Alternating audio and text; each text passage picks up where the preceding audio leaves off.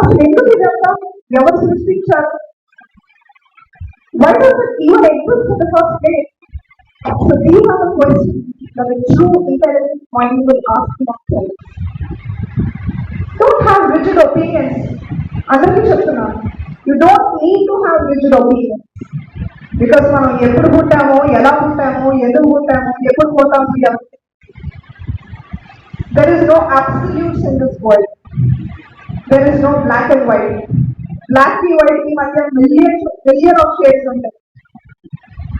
That is why you need to be flexible. For instance, నేను ఒక strong opinion or belief నాకుంది అనుకుందాం. ఈరోజు అలాగే ఒక సమగ్రంగా ఆర్గనైజ్ చేసే programme భారతరంగం We the People Uniting Against the Divide.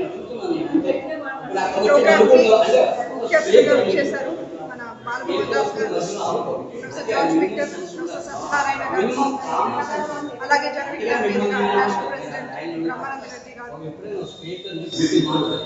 ఈరోజు భారతదేశంలో దేశభక్తి, జాతీయవాదం అనే ముసుగులో ప్రజలు విద్వేషాలు రెచ్చగొడుతున్నారు, కులం, మతం, రాజకీయాలు చేస్తున్నారు. యువత ఆధునిక యుగంలో, ఆధునిక భారతదేశంలో యువత మాట్లాడాల్సింది ఉద్యోగాల కోసం, నిరుద్యోగ అన్ఎంప్లాయ్మెంట్ కోసం, ఇన్ఫ్లేషన్ కోసం, జాబ్స్ కోసం, స్పేస్ కోసం, AI కోసం. కానీ ఈరోజు మన యువత మాట్లాడుతుంది కులం కోసం, మతం కోసం మాట్లాడుతున్నారు. ఈరోజు దేశాన్ని ప్రశ్నిస్తే దేశద్రోహులు. నిజంగా నేషనల్ ఇంట్రెస్ట్ తో, నిజంగా దేశం మీద ప్రేమతో అడిగినా నేషనల్ యాంటీ నేషనల్ అని ముద్ర వేస్తున్నారు.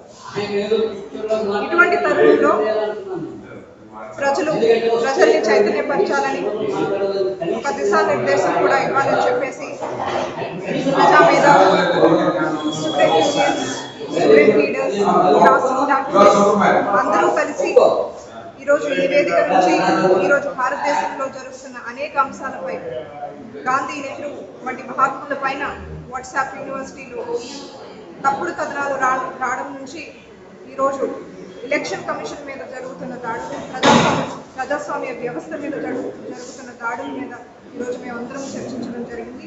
ఇటువంటి సభలు, సమావేశాలు తప్పకుండా ఫ్యూచర్లో కూడా OPAC మరియు జన విజ్ఞాన వేదిక సంయుక్తంగా ఆర్గనైజ్ చేస్తామని కూడా సందర్భంగా తెలియజేస్తున్నాం.